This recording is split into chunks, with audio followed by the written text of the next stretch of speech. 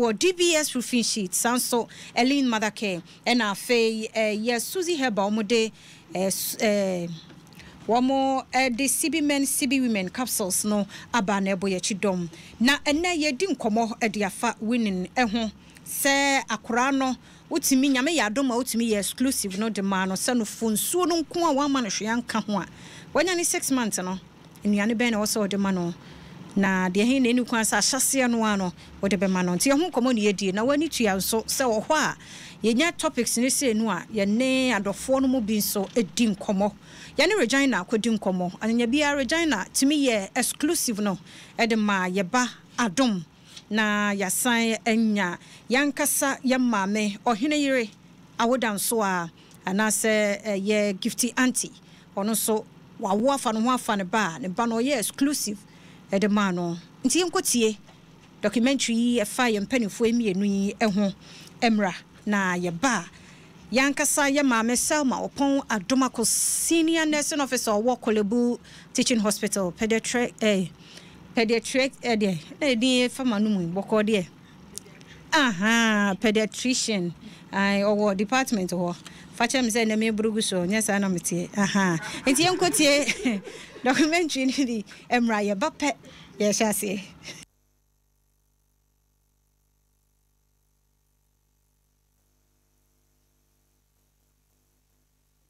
Nya pepepe yenua ba Regina ede aduane foforo eka ne ba na don aduane a eye breast milk ene nano eho I try millets aomayam any wheat omayam any morikoko any baby's custard bi omaye dada size ni bibi at say we you got na de ani kan ye fe ne say abofro no so mu twitwe edi no kama amene make say aduane no de manwa odi mane ya akono sede ye di kan kra ma na aduane edada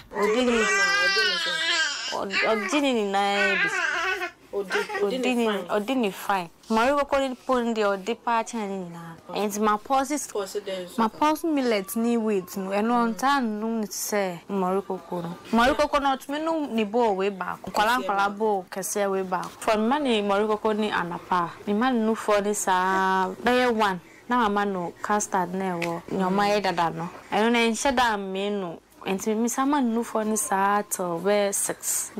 na masama no Mario coconut bio fede man no for sa e just anapa enti Mario coconut man twice a day me sorry more ni so enti very smooth but nansi ano mo ka say we ni enti no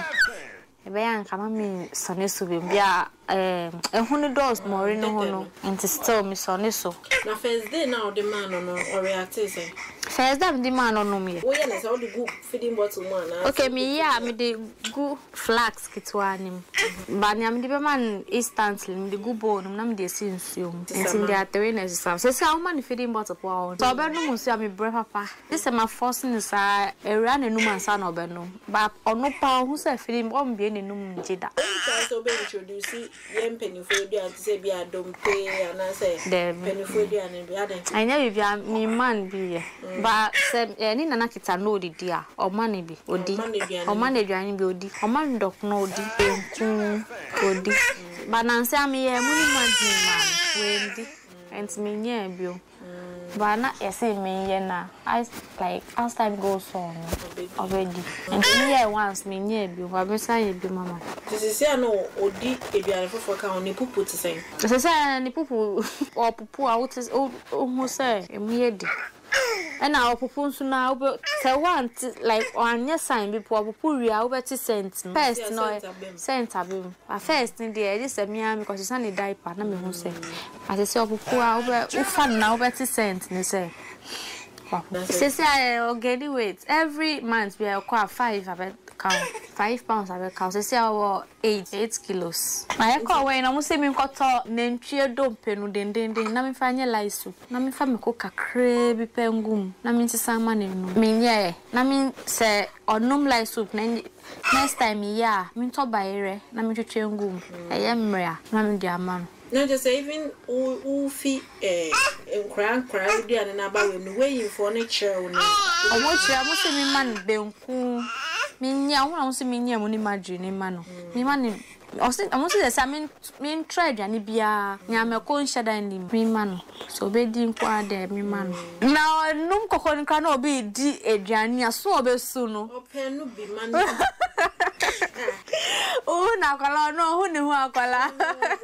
Share. Okay, tell you no, you won't send by force. And I also say, Mekono, last and I made in cutting quite fufu. Penny my meal di. Me the caution me no cranoge. And to me the minsa bob quite na. So yeah. That's not evidence so rose. Nensu ni nyina mu no. Adom. Se wanom no fufuo kra. Asa dani nyina no bibia kra nko ne num. Wodi nnuano fofra ye de ama no no.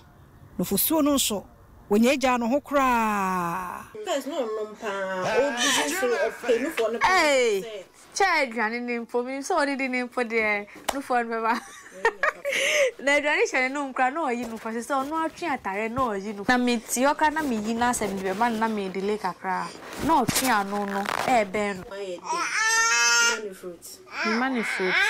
Me money orange, me chimgu. Cap namdia man. So far orange pena me man. Me try other fruits.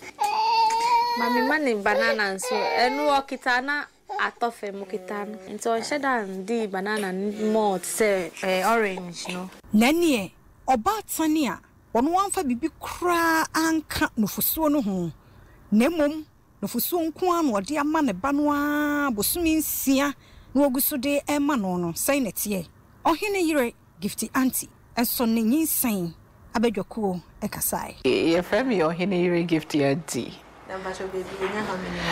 We are 11 months, 2 weeks. Me no exclusive breastfeeding for 6 months. 6 months, 1 week. After 6 months, 1 week, you call way, And omone kasesa at this stage they will be to me introduce purees say obe blending near man near dear no amom be to me amom bottle food near dear but so now my imagine say bottle food dear me mommy baby because preservatives wom what we need na because about preservatives wom na adeno so I bottle mo na che for some time near diaba eyi be nyame cha de member ya wa abrochi bebre e ndom sesa be go ho after na kwa mo bebre wo na o de manu na eyi preservative obey used to eyi a negative o ready bebre so sometimes I hard drain what draw why ha enti e bi o ho sometimes you maybe nkolanya in some conditions be ni yare nkitim de ya wo hu bebi efi enti bibia no me ana me ebi oha me bi a fridge te me freeze bi so me ye ne Sunday ya obedi up to Wednesday na Wednesday nyumre na ma ye bi na we dey up to Saturday blended ebi oha oats na me dey powdered milk afra nan afra ebi oha rice water ebi oha so a potatoes me blended me puree potatoes na me puree na me dey liver afra and na say me the fruits bi afra ebi also me dey vegetable biafra and then now titi man to be smooth purees na me titi mano na odi yes not original say because empire me bogu akwara e so na yasem ketwa I just say because na my tin same nya say omo kan keke so nkofo experiences until me bompa gana but me started with small spoon nkete na me dey ahye na no obeji obedi nkete be take time there na so obedi and to be period how many spoons because na count no to me di 15 spoon and actually say me the nyame ase it was spoon here kitwe be white small yum startup spoons no we do 5 times and sometimes so to me e be o 10 enti no ande say e be o ha on dey obi 5 na kra we dey enforce no e kakra no san try bio sa it take time but also cool team say once our one day about urban well-being and ya will comfort to be this is here now when you're 11 months no why you used to di kwesi ada kro di containing katen kwai me so far fufu na me man am so di one you started with spoon na na fe de ebi wo ho a as time goes on also the texture of the food no ebi wo bibia na epiri onya be 8 months no na efe de ye mashi wo machine tina ye futufutu kakra ntina emu edu kakra into so try different textures of food yes I obedu baby no are you used to Tisi akra de me mano enam senya chicken ni ade no na obere ni ade because ne sin aba wenya ne mpoto say me ya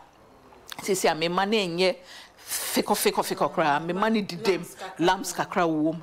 no di me ye ne light soup anam de nam tutum kakra fish na didem kakra nti no ore ni ade bi wo so a wudidi a na de kakra hye ne num obedro me kono so be introduce ne nkete kakra to a certain point I'll be used to it. And I'm still no didi ria. Obenom breast milk neguso ne dessert. And I still ne be or cry sometimes no be the whole day. Woman aduane a ondi. Na breast milk na edidem. But a be or so to me sometimes no e could contain say no see that was the Sunday was the first time the man. Now soon ye the man to meet odini na ono mo kwan gu so. Me ye konto me for ye man odi me ye ntrowa for ye man odi me ye cabbage stew obedi ya ye nkatin kwaya man obedi aben kwan me ye man light soup me self me ye fish powder me to amane any fish ya ne ya de kwan ya your friend say akwan bisa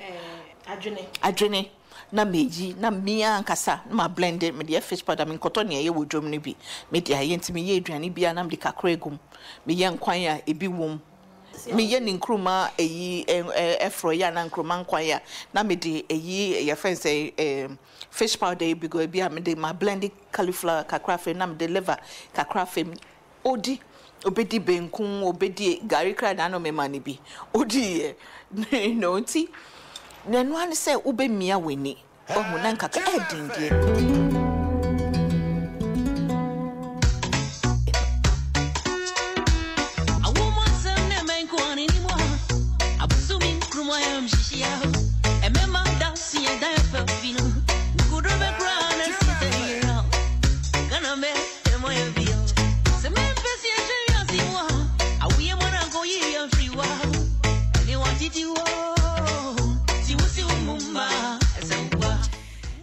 Mama auntie Regina and a fay or Hinay, I would dance and I would say, yeah, credit and you what them one penny phone cockranim away, or Manumato so Munyang.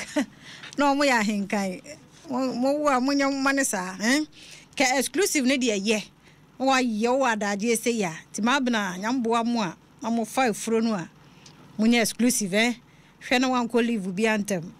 So be benya time mama tis how ye dey because so be shepa it is already amre no call me fa seda no Emma Eileen Madake opo ma no ho ne ma bia to from 0 to 18 years Mr. Eileen Madake ho na obenya nuane ne bia wardrobe ne o mo toys ne o mo shoes dresses na man memo bia diaper nuane no ebi Eileen Madake makola any old UT bank ne hwe ni mu for 0549 178 137 0549 178 137 perudu to a Eileen for ho pe kakra ono wabusua wo mo wobi hye so say Eileen mother care for pe na akọ ma adwumafo ni nyina watade o mo hye tu ko no mu nyina hye atade kora enko ho na senye Eileen mother care DBS for chansen papa na make kan for ma o say asore dan na wadru ne moso no to ne bi boso school dan no fa bi guso o store no o fie no ya bi faguso efe ehon so odene nsuo mframa ya wie de tia ne tie DBS nchensen no hwehwe mo spintes papaye restaurant no ene ono won hwe ni mo frɛ 0543 286 637 0543 286 637 CB men CB women capsules emema no muntie ni kwa so tena ho ma ya de rubber shell be memu da bi ahyase ya uhunu sakraye bi oni obema ni modjon so uhunu su fita wa kire mu hyehyewo a fast per CB men capsules ni bi memene na emwa ema no so uhunu se wase hota kekawo ono dofo hia wote ya wusu ade o sanke ya ode na wusu de situation aba ho nti unya CB women capsules ne bi na so memene a wona akro no ba bia wutimeje fa sedan ma Suzy Herbal for wom ne de aba for 0247 111 671 0247 111 671 Cradle Care Maternity Home e do ma se ko ne yenye wa wo kama e wo ho Oraye Selma Pong Adomako Senior Nursing Officer Okolebu eye pediatrician ene enumre yenya no ha department wono womba Mami enumre yamwajo Yeah, that's say ya mwa no so ye hu wa che wani so ada ho fine pa mo share live on Facebook Adom 1063 FM nana bedide nton de dem kwa no bedi wa asase so manan enya wo ya why wo so du ho bedide ne bi nada ro mana wo hwe live nti for adwen kire nyina gu ye be kenkan e de amount ene nkomo aye die ye say winning akora no exclusive what me aye aduane be na e wo so de ma no nti winning na kora no e de a me chia etiefo nyina omojo so kafra ya mo so no me da se bi wa winning ne ye say odi u introduce ya na odi aduane foforo ma kola na apart from no fusuo na onom no nti na say bia wanom no fusuo na say na e ka timi aye exclusive ne 6 months na kama but after 6 months no and yes say dey no fusuo ne nko ama no because by then no ohia other nutrients ahone no foforo a obenya free aduane no so aka ho te say iron ene ho keka ho nti nufuo ne nko ade at that time no enso no man enough nutrients ana ho ne ahode nuro a ohia e wona aduane mu nti ese edi nuane foforo eka ho se ne be ya obetimi enyi ye wenyi from se ne ye maame fom ye nui edi kan aka bebre a che nti wini ne de odi aduane foforo ka nufusuo ne ho ene metimi abusa se be ene ebetumi de aduane foforo aka nufusuo ne ho berebe pote 6 months na ban ne de hyase na ye nuane ben ya. Yes, according to World Health Organization, I friend who adia eda ho ne say akola de the most ideal time say a year breastfeeding exclusively 6 months. That is the ideal time. Now after 6 months no so utimi ma no bibia aduane bia bi after 6 months obedi amano. Yes, bibia obetimi ediba. The thing is, say ohene you can send bebre or no just say as we break your assembly down and simple cry. Yes. Inuani no from the beginning no ohia breast milk and no why we from then ade I saw the man bia na say texture no eye to say cocoa texture na ye light nso enye se mu pin bebre a onu nufo no onom eno ye nsuo eno anoma nti uye bibia bi e dedem aba prekompe ondi uye bibia mu apin prekompe ondi nti de obeya ma no bia se ene nufusuo no hode ne ye kakra texture no se ne mu ye du sifa no sa pepepe na eso onya no eno no betimi ama no e bia koko no unse ye wo mori koko wo ho ye wo auza koko ye wo winning mix ne ade. What I will personally say ne say unse mori koko no eya na carbohydrates in kwa inti mostly no inti na winning mix ni different types aba no ko weighing centers they have lots of different types weighing for no ko ha de opato koko nyina weighing centers ebebo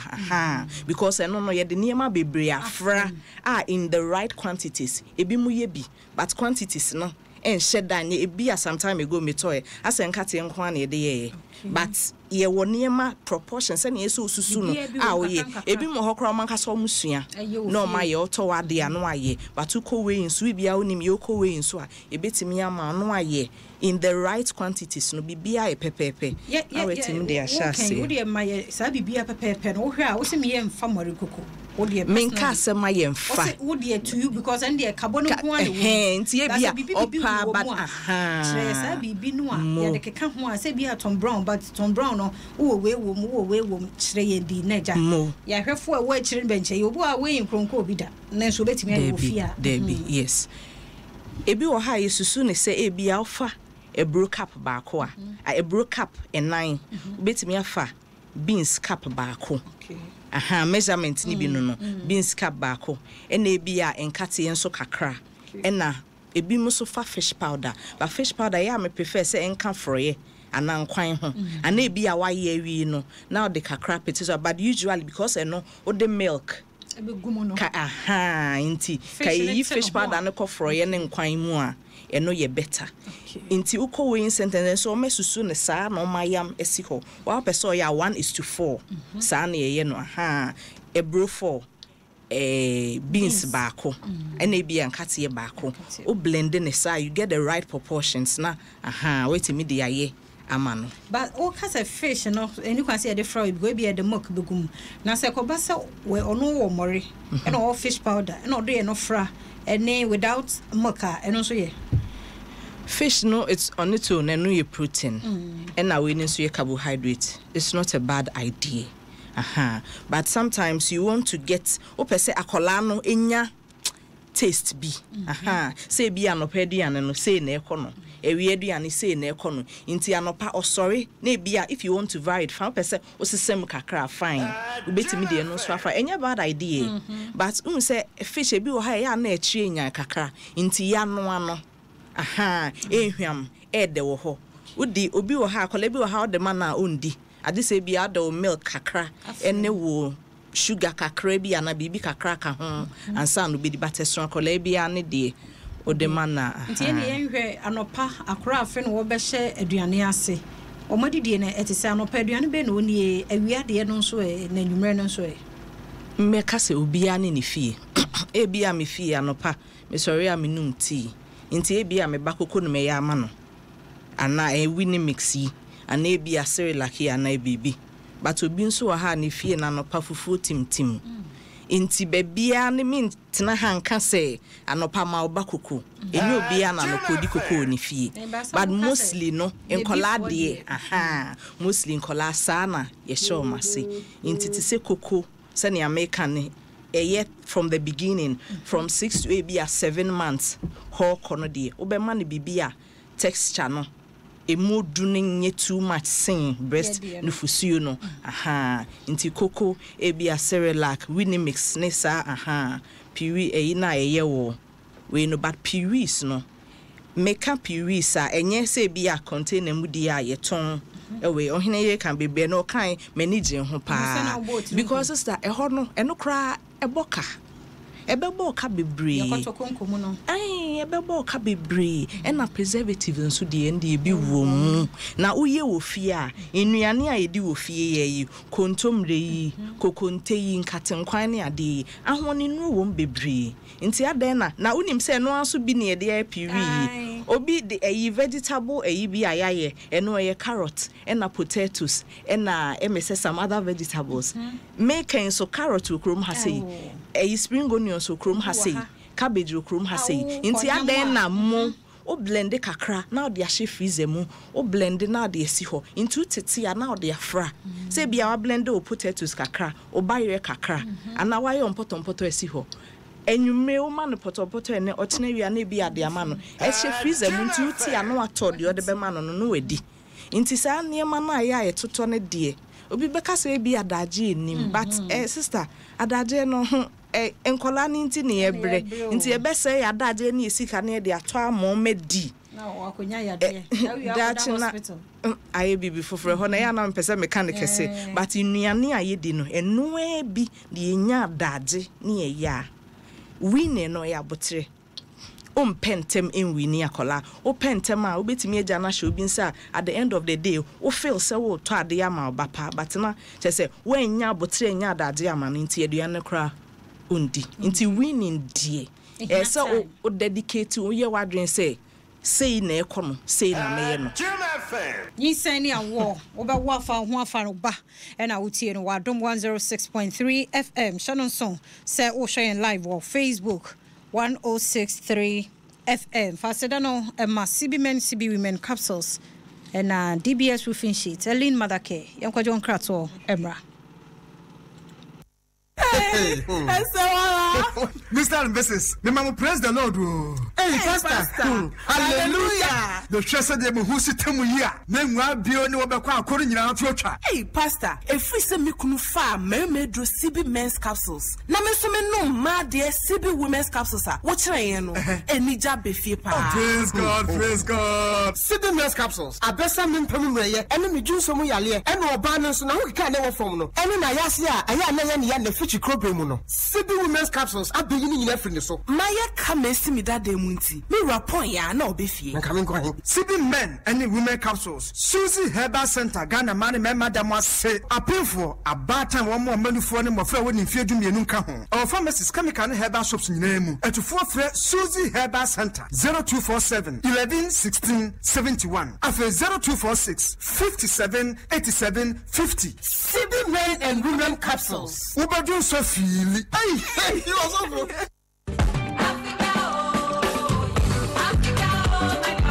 Taking that leap to own a home can be a daunting process until that moment when you walk through the doors. The sense of security, financial stability, that incredible feeling of finally isn't comparable. That's why every year we bring you the Habitat Fair. So get ready for this year's Joy News Western World Properties Habitat Fair, brought to you in collaboration with MNC Properties. The fair brings together finance houses, construction firms, real estate developers, dealers in furnishing, and many more. The event kickstarts from Saturday, August 4 to Sunday, August 5, 2018, with the first mini Habitat Fair clinics at the Achimoto Mall from 8 a.m. to 8 p.m. daily. There will be a second clinic at the West Hills Mall from Saturday, August 18 to Sunday, August 19, 2018, also from 8 a.m. to 8 p.m. The Joy News Western World Properties Habitat Fair 2018 is brought to you by Western World Properties. Live your true comfort. MNC Properties, a choice of class, elegant homes and general construction where you live your dream. And Fortune City Estates, our house, our fortune. Joy News Habitat Fair 2018, affordable housing for all.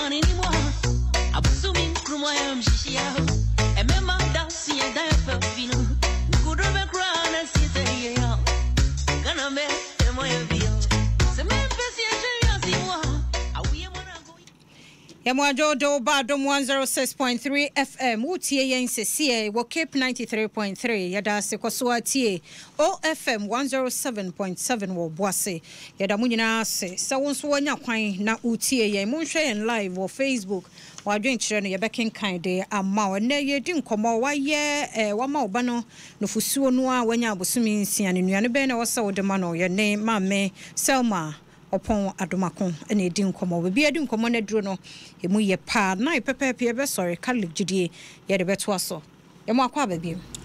Yen shall be a honoma when to me and yet exclusive. When to me and manebano no funsuum kwa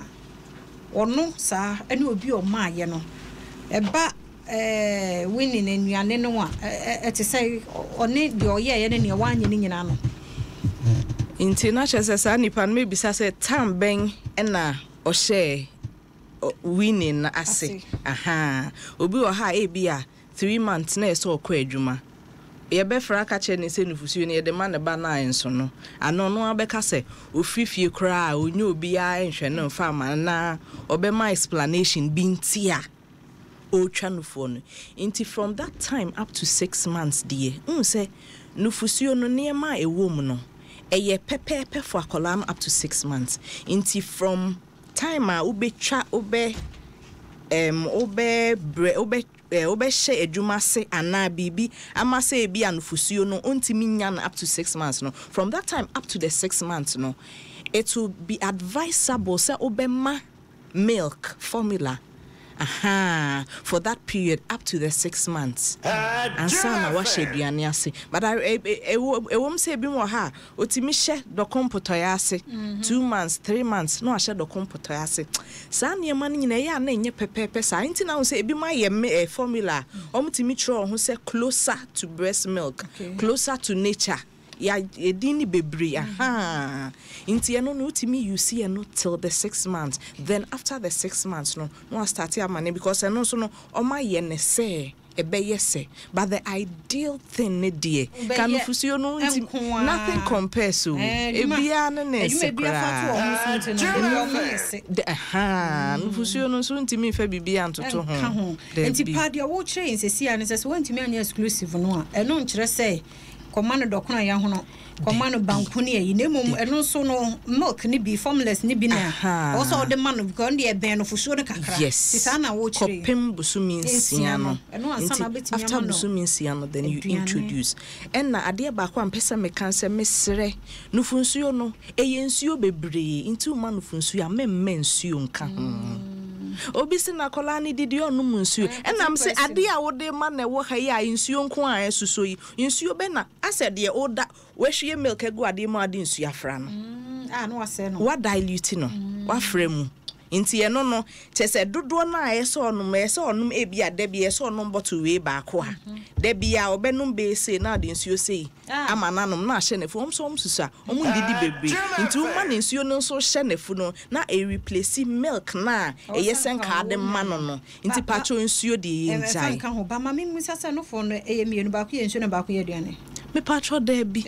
yase no fo no ba ko ye nsuo ba ko ye aduane da bi di ba ko ye na odi nsuo no so ama na de ne nsuo na de na ye aduane no de wo ho ne se fro o shase yese o ma kola nufu ade di kan ba no enu bibi wum ye friend colostrum inti eno no eno anu odin kakra sen de wo achi ba no enye se aduane ni nsuo da bi de di kan ba no e different kakra sen de wo achi no e wo mienu ni nyina mu wo hye we ase ya de be ba no saa we nso inti ne ka se o empty breast ba ku wi ana ochi wie no me ya na de na to ha me ma ne entwe na say de di kan nko ano betwe atwen wa ha ne ha nti yese we isa ansa na wada ne na ba ha sei nso so ati ase enti no we no exclusive breastfeeding ne de ochena enkwa hia so yebedi sam common ba ne de ye hwe wa ye exclusive na wie na aduane a also de banti we yentete ho nti ochena 9:30 p ye share with TV so enkwa hia na ye de no so ato aso ba ye hwe aduane no ye shase se de na ohene yire kanedi onsa no fo no kwa na ade ama ne saa that's right afi we be introduce ade for fraud ya ma no okra panimu ade a woni eda kra wo be ya onse na wani wo be nya wani kra ansa ade a show no dikire ye quantity na kra afi no wo be share aduane for frase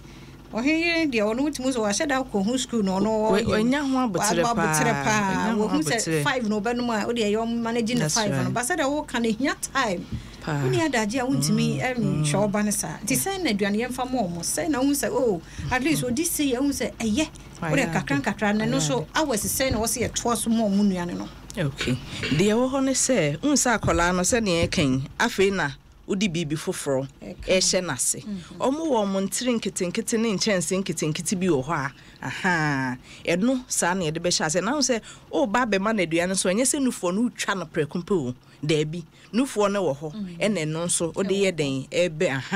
ebe introduce into one kasa be set time in the day ama ho se akola bi anso from that time going e de be kopim se bi obedi be 3 years na akola sa no should eat like 5 times a day yes kosi so obenya be say 3 years no so did the maximum 5 times when did the cry 4 times a day ye aduane a emu odu kakra e bi did more than that depend more than that ebi nso did more than that but the ideal thing is say ubehu say akola no ebi a aduane no keto say no bedi after be 2 hours come de no so mo ani kono ho after be 3 hours come de no so mo ani kono ho but the maximum period most of the time mo nyi sa na say 3 hours be so e den o ma na aduane but it depending on the obedi quantity a dodo obedi enti ebia atreketo ayi o man trinketo ayi ebia o de ma no obo moden adada no to nwum kire no saado wane agbaja nyina kire no eno di ebia atre be ye 5 ana 2 ana 3 why are the bonse ma no because we no eno pe no nim onim bibia kanufo ne ho enti me kai first time am di yogurt ya sesi ebu a o de ma akola ene first time am di chese me mendi half mpunam to de akagu ye menim kuso ase de abro me ai ka me yesu kra me de misika to ade minti bindi so hu enti nkola no so sa o munim ade kro enti e de abotre kakra obedi bia no ye encourage omo me en shase enso force yomo say bia ye chinchina so di quantity we de ma ye me pesa me tugu but abotre kakra ne yete atre ba ku mienu wa ya de na de bia no as time goes on you improve and yeah na just say eno amu an ye kure nti me pese me hu se de ye de nsuo so abeka no ho nti ya na omu nsuo no so ta me na yesi ye de ma wo mu akora wodidi na na nsuo ni se no ho ana se no nsuo no betimi de am se ya mete he ma no nsuo bottle yi half se maye madwen pa se banku bi si ha me betai no ma no nsuo bottle yi half a anhwa banku no mintimi ndi ni nyina nti sa no oba bedidi aye ma na nsuo prekompe nsuo no cry yes in health no yes after 30 minutes you did after 30 minutes and how be no nsuo nti omo no we give them the water not right after the food per se but sometime after the brofona ba na refill yeah didi wi ye kakra na amom nsuo omo bedidi nso aye amom nsuo ene nsuo no nso ye nsusu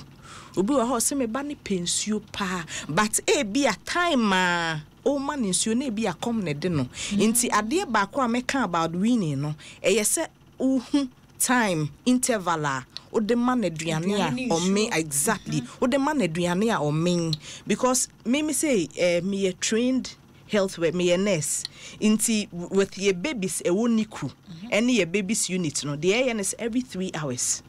the your mom omudidi omo breastfeed into because of that no men so e wo mitrim say 3 hours bia no akola up to that age no e so didi into the time 2-3 ma ubetimi wini very well but one for time and 2-3 mu me bani su osun ye na me ma na aduane osun what time was that osun na 3 hours and 6 hours obu ha koma de na so wadi agra into e bia be hu no na nyi e bia no ase ne ho o se sen wi ase e bia me ma na aduane a che me ma no so e bia na time na pa ho deda e yesa ne nyi ne so nye fe nti ese ye de time ye adwuma pa na say be every 3 hours now be man na and every 2 hours and every 4 hours now be man kra unim say aduane we say me de man na obedi ba wo sha ase ye de a untimi hu e be emme kakra bebem be say 2 weeks to 1 month bi de na wo bre obeko stress mu kakra but onye hu a ene ndua no so ade ba ko ne say ne o man we no oje a ochena betimi ama no but mento at the same ade na so mo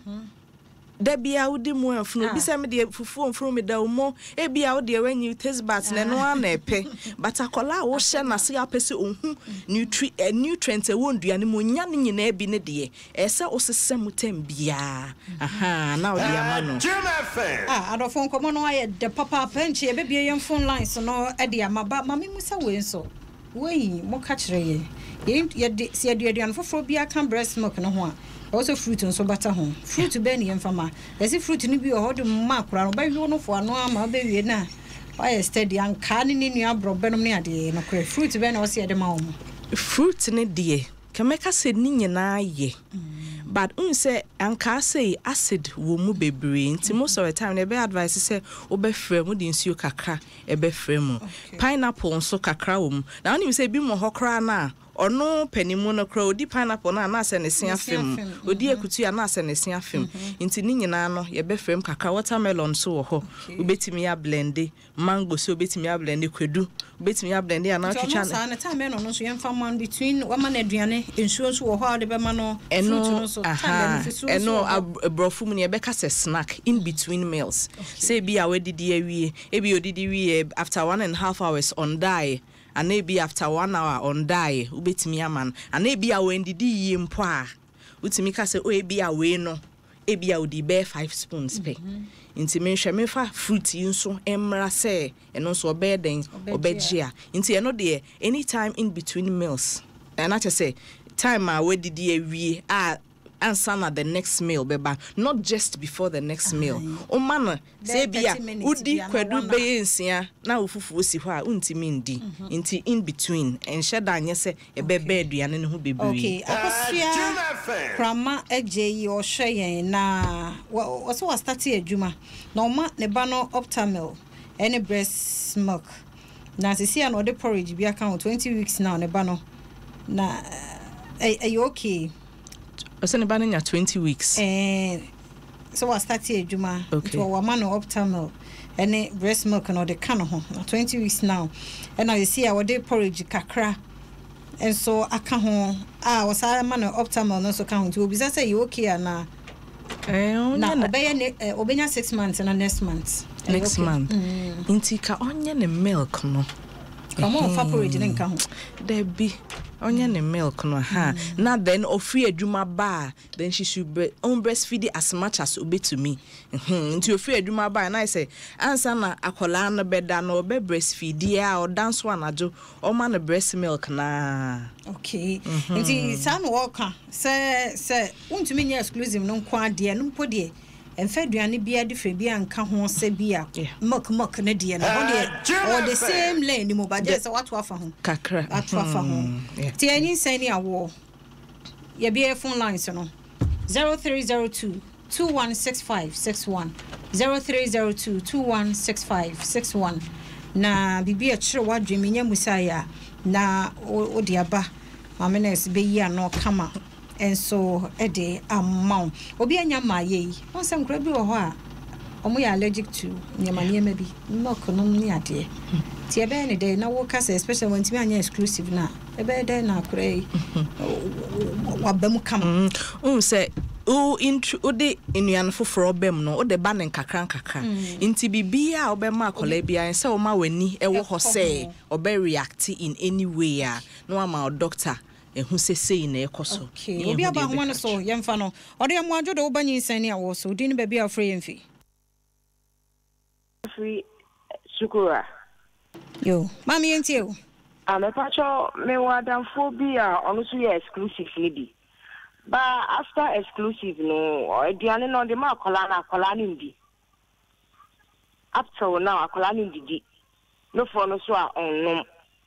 obedi di kwaje a force ne saa enti omo twen so oba bedidi a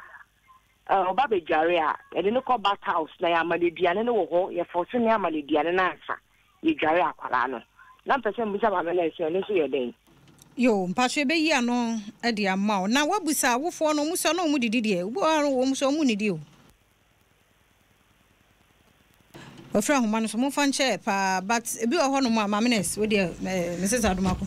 kanokrobu ha woni di oya no de abesha yi se oye exclusive ne ba no na de ni kan ho no se unu se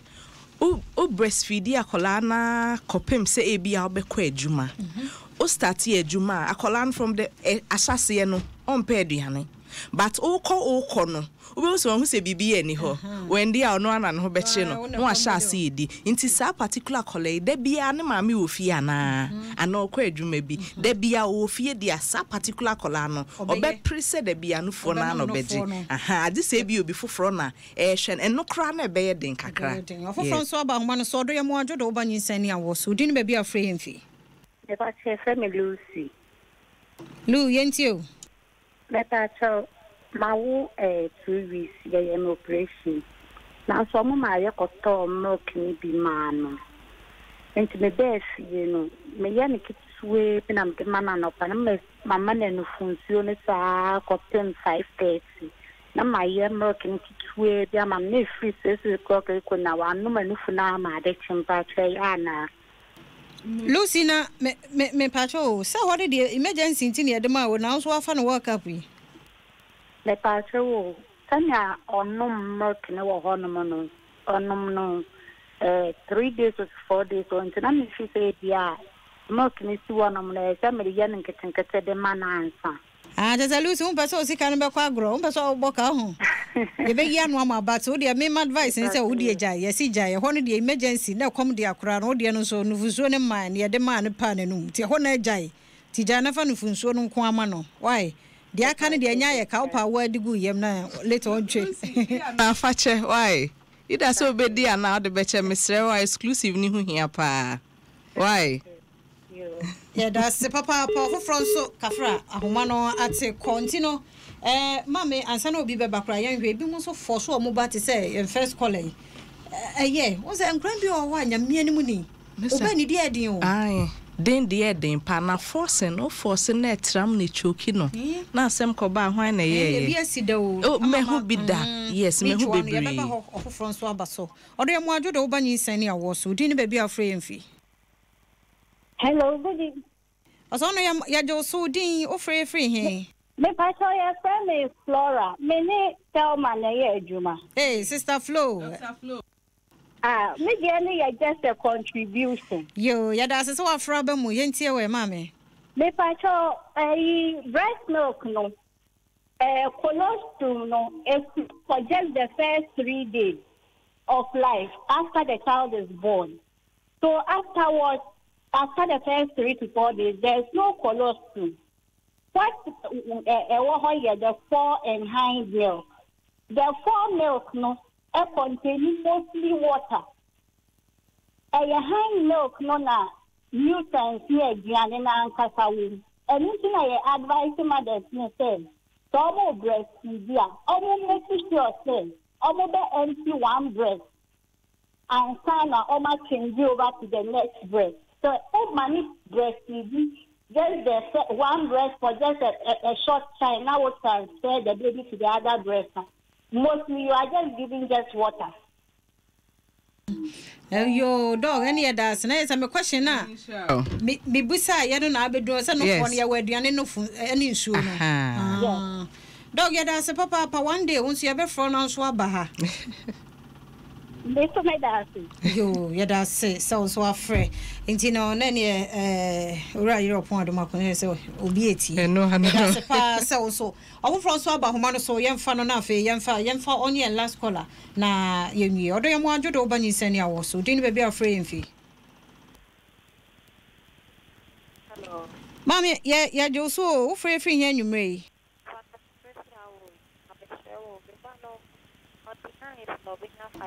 Mami, oni we chire papa yesro pija mu kakrama ye.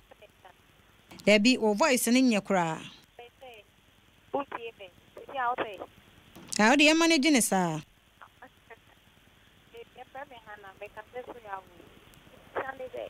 On the 9th next month, and I'm a banny 5 months. Hey, sorry, this month, August 19, I'm a baby 5 months. Mommy, because let me any porridge now. No phone so no you no phone so no. Now me because I say me porridge now. It's needed and diary aframa na. Yo, mama fato so na we no kwa yanti ni papa ba. Aha. Maybe so ade ba ko. Now because oh hine yere me pa shoni. They can't me menye biana. They can't say de ne ye. No kasa share what Facebook Adom 1063 ubenya ni nyina live and colored wo so ai ai emma ho share what Facebook oh sa sa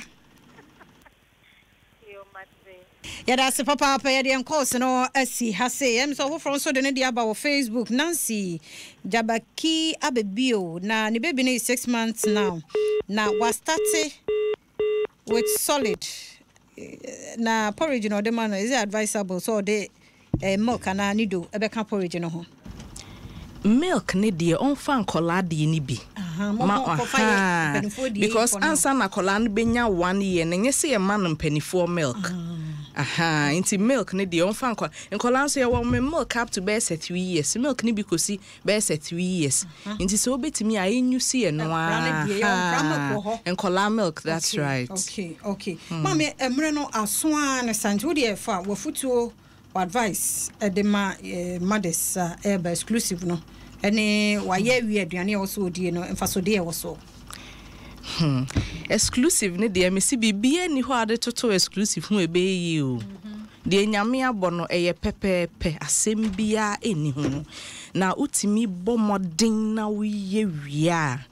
ye wadwen se ubenya abotre na wama akola no wini no nani age hu because wini no senia obehade na se no eno na be kire se obema akola nani age hu anase nani nge hu wini yade ayesua ebia wonwoda wa woda nso a esra akola ebia ne se ne yotie inti se ye wini ese ye hu ye te nkola na se nkola na ye na ese ye tie o masini hu de o mani ge hu de o mope akola bi wa ha o wini na no koko ne sade ne kra na ni nhye da nge hu u didi no na chese onya kro de ne nsa betu medi bi onim ade kro nso enu bi no nya ope aha nya obi a ne pesa ye de ye de ye fi enum kokoniti ne sa nya obi a ne pe sa koko ne sa ne ma no aha nti yeso hu amami bia wawo bia ote ne baase from that time tenasi hu de ne nige ho o ma na duane so e ma na de baako throughout ena no pa mani we a ochena no pa sesemu kakra bobe ye 11 na be man bibi kakra the full sesemu sa ewie aduane ne ema no so de se na ye kan beans scrub it mi ano beans na we puree wa blend ana so twi na efiko utimi de ka ebi akokọ nso se wachi ni sesi yi ubetimi ya enesa fiko wa memu aye thick ana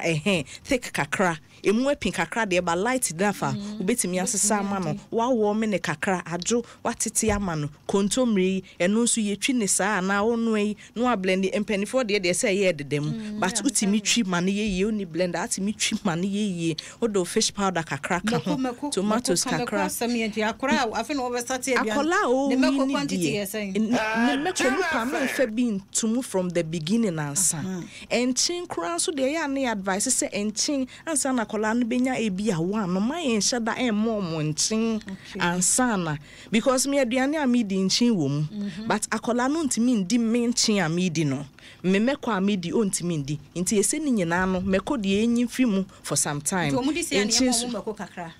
ebia from 8 months ekone no kiti bi o de pete so ase de other man ase de on farmer no onyi kono so na o di kakra ka ho ti abatan no muti kola ne de wankasa na pemako a nya kra na pemako wo so ye fie de edimako no wo timako na odi agum sa na kra na ye mutu yes because e sha se a ontimi ndi meko no ono so a ontimi nkasa se bia mi ntimi ndi aso so ba mpa aduane anim se meko so na wo aduane a wudi na ade ma no but ye ne de special ma no yada se papa Nyinsen ni Awoo yetiefo papa bia wo akire ni benche yada mo ase ona OFM 107.7 wo boase yada mo ase Cape 93.3 FM yada se CB men CB women capsules yada mo ase papa Mr. Man mema mononum bi na moa bema odunso a wote ya wenye moa wokra tenomi fa rubber and show bem CB men capsules na we here women capsules no so boy en pains ni nyina beko sent bi enya papa e wo ho ni nyina beko Susie Herbal for the day aba sanso na Elaine Madake about time awofo ahwefo obano from 0 won nenge ikosi ni fie 18 years ne ho ne biye makora di mu na duane die bibie mu obenya bi wo ho for 0549178137 DBS roofing sheet yedo mase Odan no moso be fa DBS of Nyinsen na fagusuo yada o mase papa mame Selma Adomakon yada se opon Adomakon senior nursing officer o Kolebu and admin so ba ya yesenya pani ba kunso from Kolebu no so freye and the contribution so by Dr. Hilda Boy also yada so production there solid on point yankopon onhia na critical care maternity home efia sewa major yado mase medi efia mankwa tamaklo mabena duho amankwa shine akwa damte tobia sanso enanana bedi the Facebook live wunya bi hwe ne etimi read comment no a eye wo moa Catholic Judie ni dwumadi a yade to so Mr. Osei amankwa ba bia won so ye chia odase ene wo production also your boy nya wo anka now situation yada se papa so wo boy ye de adu so no Catholic Judie ene